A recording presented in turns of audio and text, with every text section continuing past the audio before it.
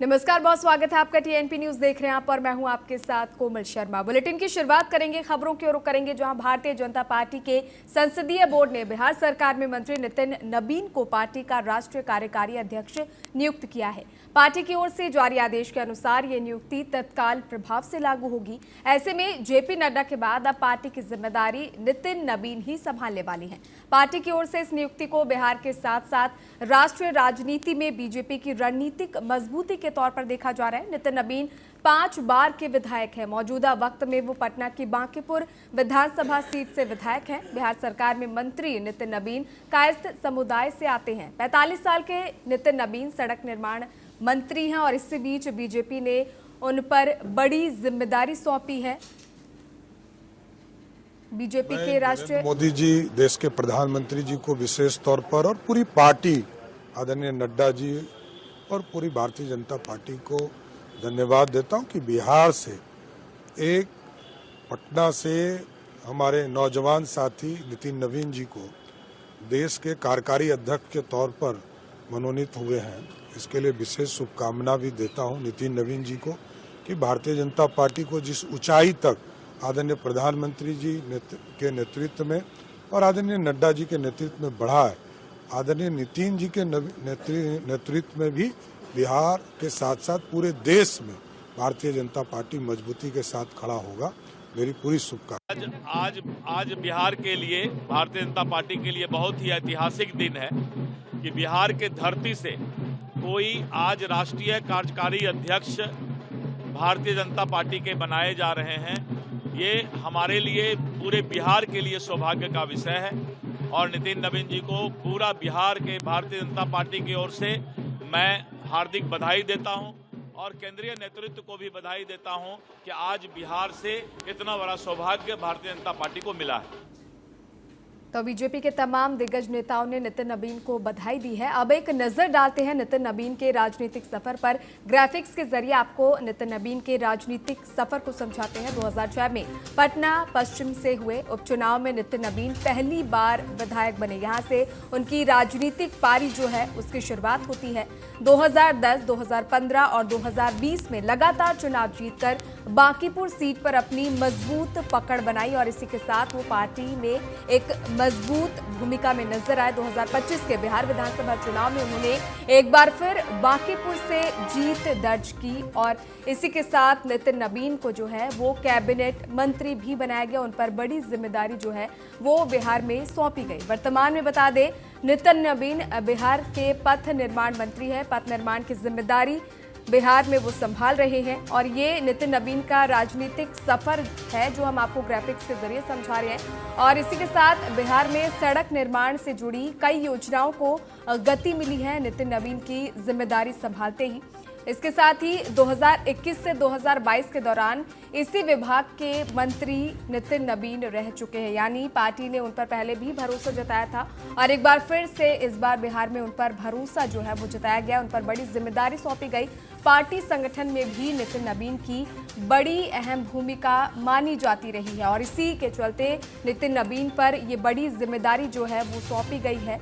राष्ट्रीय कार्यकारी अध्यक्ष बीजेपी के जो है वो नितिन नबीन नियुक्त किए गए हैं।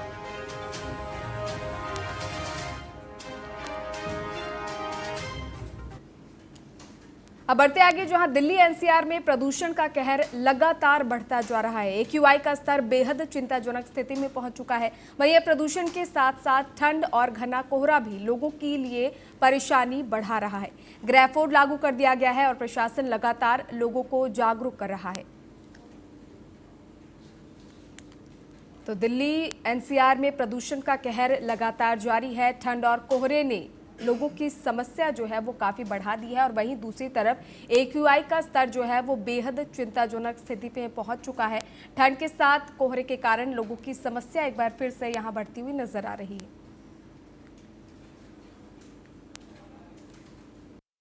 जहां एक तरफ ठंड पड़ने लगी है, वहीं आपको बता दें कि अगर हम बात करें वायु प्रदूषण की, एक्यूआई लेवल की, तो वो अब खतरे के निशान पर आ गया है। प्रशासन ने ग्रेफोड भी लागू कर दिया है। वहीं आप देख सकते हैं मेरे पीछे कि अभी जो है वक्त दोपहर का वक्त हो रहा है और किस तरह चारों ओर कोहरा और प्रदूषण साफ दिखाई दे रहा है। यहाँ तक कि इतना धुंधला हो चुका है कि लोगों को आर पार की चीजें देखने में भी कहीं ना कहीं तकलीफ हो रही है और इस कोहरे और प्रदूषण के चलते कहीं ना कहीं सड़क दुर्घटनाएं भी लगातार बढ़ती जा रही हैं। ऐसे में आपको बता दें कि प्रशासन लगातार लोगों से अपील कर रहा है कि अगर जरूरत ना हो तो घर से बाहर निकले। ग्रैब फूड जो है लागू कर दिया गया है, वहीं पब्लिक ट्रांसपोर्ट के इस्तेमाल की बात की जा रही है और लगातार लोगों को जागरूक किया जा रहा है कि इस प्रदूषण से बचने के लिए जो है लगातार जो भी चीजें हैं, जो लोगों को बताया गया है, जो नियम है, उनको लागू किया जाए। घर से बाहर ना निकले और अगर घर से बाहर निकलते हैं तो मास्क लगाकर निकले, पानी ज्यादा से ज्यादा पिए, बाकी अपने स्वास्थ्य का ध्यान रखें। और बने रहिए हमारे साथ और देखते रहिए TNP न्यूज। मैं जू श्रीवास्तव, वीडियो पर्सन के साथ नोएडा। यूपी की नोएडा पुलिस ने ई स्कूटी लीज के नाम पर ठगी करने वाले गिरोह का खुलासा करते हुए 2 अभियुक्तों को गिरफ्तार किया। नोएडा थाना फेज 2 पुलिस ने इसके बारे में जानकारी दी। पुलिस का कहना है कि गिरफ्तार आरोपी फर्जी स्कीम दिखाकर दिल्ली NCR के लोगों से पैसे ठगने का काम करते थे और अब तक करोड़ों की ठगी भी कर चुके हैं। फिलहाल पुलिस पूरे नेटवर्क की जांच कर रही है और गिरोह से जुड़े दूसरे आरोपियों की तलाश जारी है। फेज 2 पुलिस टीम के द्वारा एक धोखाधड़ी करके लोगों को ठगने वाले गैंग का पर्दाफाश किया है। यह लोग एक इको जैप स्मार्ट मोबिलिटी नाम की एक स्कूटी खरीदने का पहले वादा करते थे। बताते थे कि वो स्कूटी लगभग 85,000 की है और ये लोग ऑफर ये करते थे कि 85,000 की स्कूटी खरीदी जाएगी और उसके बाद 3 साल तक वो स्कूटी चलाई जाएगी।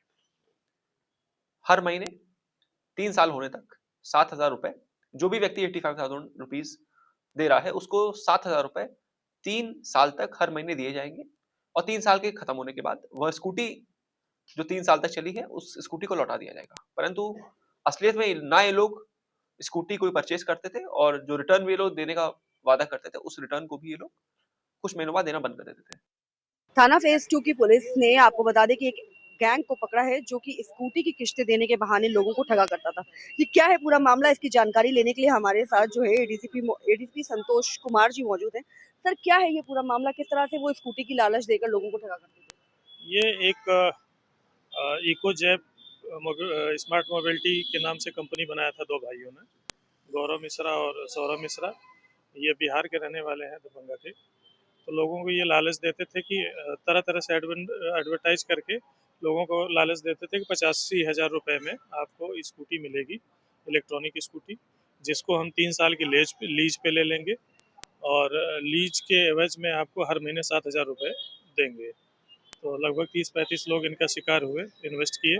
उन्हीं में से कुछ इन्वेस्टर्स जो इन पे पैसा लगाए थे उनकी शिकायत पे और थाना फेज 2 में 13 तारीख को मुकदमा लिखा गया और आज गिरफ्तार किया गया उसके एक भाई सौरभ मिश्रा को।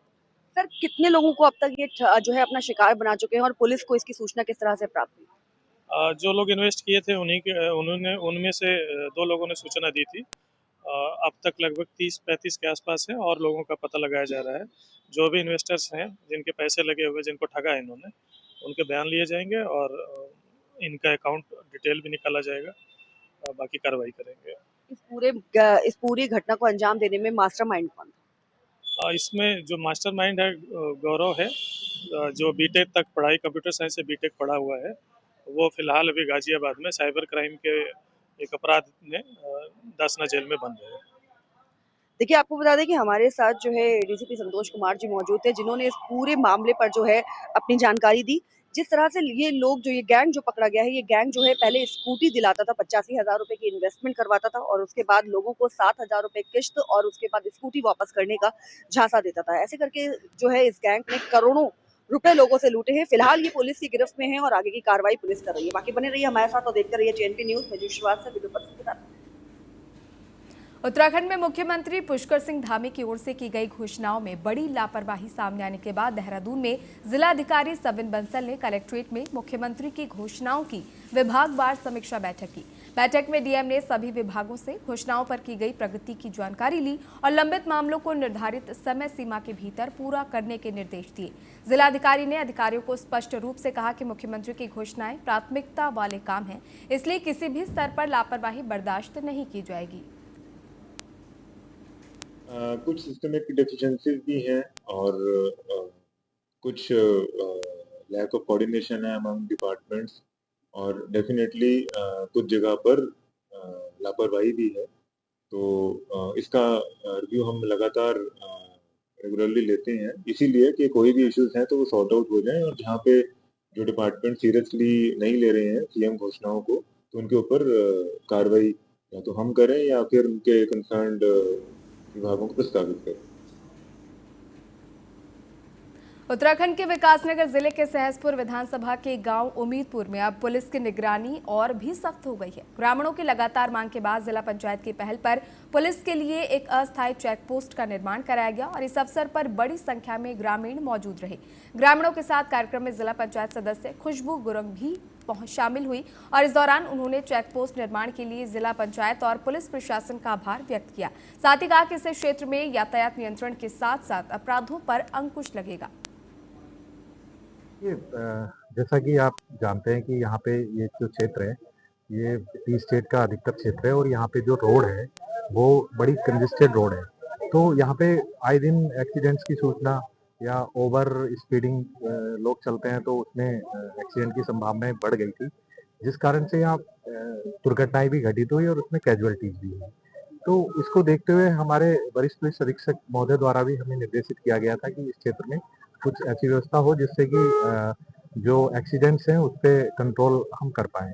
तो ये जो क्षेत्र है ये अम्बीवाला और महेंद्र चौक के बीच का क्षेत्र है और यहाँ पे जो ये सीधा रास्ता है यहाँ पे ज़्यादा दुर्घटनाओं की संभावना के कारण और भी क्षेत्र की जो समस्याएं हैं नशाखोरी को लेके या फिर और जनता की जो समस्याएं थी उनको ध्यान में रखते हुए यहाँ पे एक पुलिस विजुअलिटी रखने के लिए हमने ये अस्थायी चेक पोस्ट का जो है आज उद्घाटन किया है। विकासनगर जिले में लगातार बढ़ती ठंड को देखते हुए हडवरपुर नगर पालिका सतर्क हो गई है। आम लोगों को ठंड से राहत दिलाने के लिए नगर पालिका की ओर से बस स्टैंड स्थित रैन बसेरा सहित अब तक कुल 7 जगहों पर नियमित रूप से अलाव जलाए जा रहे हैं। इससे राहगीरों, मजदूरों और जरूरतमंद लोगों को कड़ाके की ठंड से राहत मिल रही है। और इसी बीच यहाँ रुकेंगे एक छोटे से ब्रेक के लिए। बने रहिए हमारे साथ, जल्द हाजिर होंगे। और ब्रेक के बाद एक बार फिर से बहुत स्वागत है आपका। बढ़ते आगे, जहां मध्य प्रदेश के विदिशा शहर में पिछले 33 दिनों से विकास कार्यों को लेकर अपने ही सरकार के खिलाफ पार्षदों का धरना प्रदर्शन जारी है। इसी कड़ी में बेतवा नदी में जल सत्याग्रह किया गया। पार्षदों का कहना है कि शहर के विकास की मांग है, लेकिन 33 दिन तक शासन प्रशासन की ओर से उनकी कोई सुध नहीं ली गई, कोई सुध लेने नहीं आया और इसलिए अब आंदोलन को और उग्र किया जा रहा है। तेज ठंड के बीच नदी में जल सत्याग्रह करने वाले पार्षदों ने स्थानीय विधायक पर गंभीर आरोप लगाए और राइट टू रिकॉल के तहत उन्हें पद से हटाने तक की मुहिम चलाने की बात कही। आप देख रहे हैं विदिशा की हालत कुछ सालों से तो ऐसी हो गई कि मतलब बद से ज्यादा बदतर है। धूल, रोड, गड्ढे और सीवेज और नल और गंदा पानी, मतलब जनता हर तरीके से प्रताड़ित है। नगर पालिका की जो भूमिका है वो नगर पालिका भूल ही गई है शायद। सिर्फ नगर पालिका को एक ही चीज याद है कि भ्रष्टाचार कैसे किया जाता है और भ्रष्टाचार करने में वो अव्वल है। हमारा विरोध तो सर्वविदित है। 12 नवंबर को हम लोग धरने पे आए थे गांधी चौक नीमताल में विदिशा में विकास की मांगों को लेके, और निरंतर जब से हमारा धरना चल रहा है उसके बाद हम लोगों ने मशाल जुलूस भी निकाला विरोध प्रदर्शन में, विकास की अर्थी भी निकाली, सीएमओ का पुतला भी जलाया और अभी अर्धनग्न हो गए हम लोगों ने गांधी चौक पे प्रदर्शन भी किया था। जिस दिन हम लोगों ने अर्धनग्न होकर प्रदर्शन किया था उस दिन विधायक महोदय आए थे और कहा था कि हमने आपकी सारी मांगें मानी, मगर वो झूठ बोलने में माहिर है, ये तो सब जानते ही हैं। तो जैसा वो झूठ बोलते थे वैसे ही वो झूठ बोल के चले गए, कुछ नहीं हुआ। तो उसी संबंध में आज हम सभी लोगों ने निर्णय लिया कि प्रशासन को जगाने के लिए, नींद से उठाने के लिए अपनी जान दांव पे लगाना पड़ेगी। इसलिए आज हम माँ वेत्रवती के ठंडे जल में खड़े होकर ये जल सत्याग्रह का उद्देश्य केवल एक ही है, जनता के हित की बात, जनता के अधिकारों की बात। और आज जो बेतवा मैया की स्थिति है, मैं प्रतिदिन मेरा नियम है कि मैं बेतरवती मैया के तट पे आता हूँ शाम 5 बजे के बाद, और आज मैं देखता हूँ दिन प्रतिदिन मतलब बेतरवती मैया की स्थिति बिगड़ती जा रही है। यहाँ पर कोई भी वरिष्ठ जनप्रतिनिधि अधिकारी मुझे देखने नहीं मिलते हैं यहाँ पे, और न इनकी चिंता कोई कर रहा है। और इसी बेतरवती मैया का पवित्र जो गंदा जल कर दिया इनने, बेतरवती मैया तो हमारा गौरव है, हमारे विदिशा की शान है। ये हमारा विदिशा बेतरवती मैया के नाम से ही जाना जाता है। और आज उनकी ये दुर्दशा हमारे विदिशा के जनप्रतिनिधियों ने कर दी है कि दिल्ली तक हमारे जनप्रतिनिधि बैठे हैं, लेकिन बेतरवती मैया की सुध कोई नहीं ले रहा है। यही पूरा सीवेज का पानी ला करके वो कहाँ मिला रहे हैं? बेतरवती में। ये चोरहाट नाले से पूरे शहर की गंदगी ला के बेतरवती में डालते हैं और यही पानी हमारे फिर शहर के लोगों को पिलाया जाता है। तो ये इतनी बीमारियां बढ़ रही हैं, बच्चे बीमार हो रहे हैं, हर घर में मरीजों की जनसंख्या बढ़ रही है, तो वो इसलिए बढ़ रही है कि ये गंदा पानी पिला रहे हैं। और आज हम 33 दिनों से धरने पर बैठे हुए हैं विदिशा के विकास के लिए, विदिशा की जनता के अधिकारों के लिए। तो आज तक हमारे कोई जनप्रतिनिधियों ने कोई हमारे समक्ष जो है सार्थक बात नहीं रखी। सरकार की योजनाओं और न्याय के दावों की पोल सिरोंज की नेशनल लोक अदालत में खुलती हुई नजर आई, जहां एक तरफ बिजली विभाग लाखों की वसूली का आंकड़ा गिनवा रहा है, तो दूसरी तरफ किसान और उपभोक्ता भ्रष्टाचार और लापरवाही के आरोप लगाते हुए खुलेआम आक्रोश जाहिर कर रहे हैं। दरअसल मध्य प्रदेश के सिरोंज न्यायालय परिसर में नेशनल लोक अदालत का आयोजन किया गया। बिजली विभाग, नगर पालिका और बैंकों के स्टॉल तो सजे रहे, लेकिन जनता के सवालों का जवाब देने वाला कोई नजर नहीं आया। लोक अदालत में ही उपभोक्ताओं ने आरोप लगाया कि बिजली विभाग जानबूझकर गलत बिल थमा रहा है और इस दौरान लोगों ने कहा कि बिल सुधार और कनेक्शन के नाम पर खुलेआम रिश्वत की मांग की जा रही है। सर मैं यहाँ पे मेरा मेडिकल है, मेडिकल संचालक हूँ और 2017 से मेरा मीटर लगा हुआ है मेडिकल के नाम से। और कुछ दिन पहले की घटना है, 17 तारीख से पहले की। मेरे पास दिनेश पंथी विद्युत मंडल कर्मचारी आया और उसने मुझसे बोला कि आपके इधर लाइट चोरी हो रही है, कि हम आपको पैनल फिर करें लगा देंगे, तो आप हमारे लिए 10,000 रुपये दे दो। मुझे असरफ अली सर ने भेजा है। मैंने सर उनसे बोला कि मैं क्यों दूँ पैसा, मेरा तो मेडिकल है। तो उनने 17 तारीख को आकर मेरा मीटर बुरी तरह से तोड़ा, जिसका वीडियो मेरे पास है, तोड़ के ले गए। और उसके बाद मुझे ना कोई नोटिस दिया, ना कोई चालान आया मेरा। और कल मेरे पास आए सर असरफ अली सर, तो उनने मुझसे बोला कि हम आपके मीटर की लाइन काट रहे हैं। तो मैंने उनसे बोला सर ऐसा थोड़ी है, मेरे पास कुछ नहीं आया, नोटिस नहीं आया। तो बोले कहने लगे अगर तुमने कल बिल नहीं भरा तो मैं तुम्हारा 1 लाख बिल दे दूंगा। तो सर मैं शाम को उनके विद्युत मंडल पहुंचा तो मुझे अलग में बोला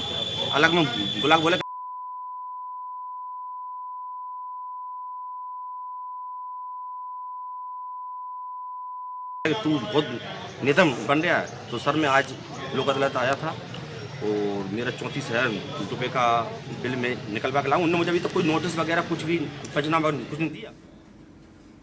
वहीं धार क्षेत्र में मादक पदार्थों की अवैध तस्करी के खिलाफ चलाए जा रहे अभियान के तहत थाना धामनोद पुलिस ने बड़ी कार्रवाई की। पुलिस ने आरोपी के कब्जे से 10 किलो 400 ग्राम अवैध गांजा बरामद किया है, जिसकी कीमत 2,60,000 रुपए बताई जा रही है।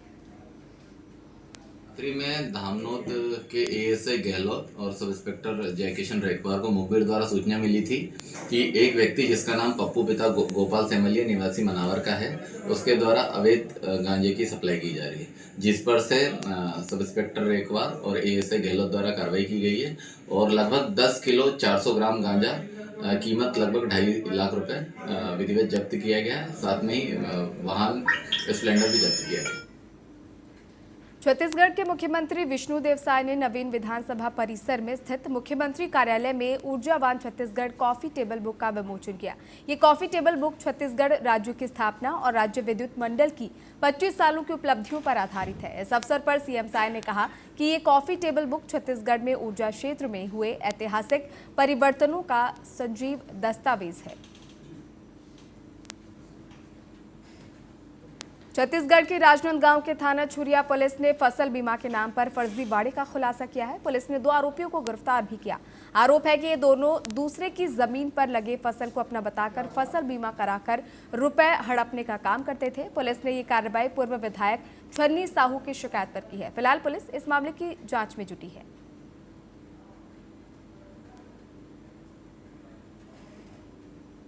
यूपी के अमरोहा जिले से पुलिस की छवि को शर्मसार करने वाली बड़ी खबर सामने आई है। दरअसल अमरोहा पुलिस ने बलात्कार के झूठे मुकदमे में फंसाने की धमकी देकर वसूली करने वाली एक संगठित गैंग का भंडाफोड़ किया है। मामले में चौंकाने वाला तथ्य ये है कि इस गैंग का कथित मास्टरमाइंड दरोगा नितिन कुमार बताया जा रहा है, जो हापुड़ जिले के थाना संभावली में तैनात है। हालांकि इस प्रकरण में मुख्य सरगना बताए जा रहे दरोगा नितिन कुमार और उसका साथी नवीन वर्मा फिलहाल फरार है और इसको लेकर एसपी अमित कुमार आनंद ने कहा कि मामले की जांच जारी है, दोषियों के खिलाफ कड़ी कार्रवाई की जाएगी। निवासी जनपद संभल ने शिकायत की थी कि उस पर रेप का मुकदमा लिखाए जाने का डर दिखाकर उसे 1,25,000 रुपये की वसूली पुलिस कर्मियों द्वारा की गई है। इस शिकायत को गंभीरता से लेते हुए इसमें एसओजी सर्विलांस एवं थाना गजरौला टीम को लगाया गया था। इस पूरी घटनाक्रम का सफलतापूर्वक अनावरण करते हुए आज 4 अभियुक्तों को गिरफ्तार किया गया है। इसमें खालिद दीपक, एक पीआरडी जवान लाखन जिसकी तैनाती थाना सिंबावली जनपद हापुड़ में है, साथ ही एक महिला कौशल जो सिंबावली जनपद हापुड़ की रहने वाली है को गिरफ्तार किया है। इस पूरी घटना के जब इनसे पूछताछ की गई तो ये बात प्रकाश में आई कि एसआई नितिन है, ये थाना सिंबावली जनपद हापुड़ में तैनात है। इन्होंने अपने साथी खालिद के साथ वादी नईम के साथ वसूली करने का प्लान बनाया था। खालिद पहले से ही नईम को जानता था और उसको पता था ये इजी टारगेट है, इससे इस प्रकार की वसूली की जा सकती है। और फिलहाल के लिए इस बुलेटिन में इतना ही। देश और दुनिया की तमाम बड़ी खबरों के लिए बने रहिए टीएनपी न्यूज के साथ। नमस्कार।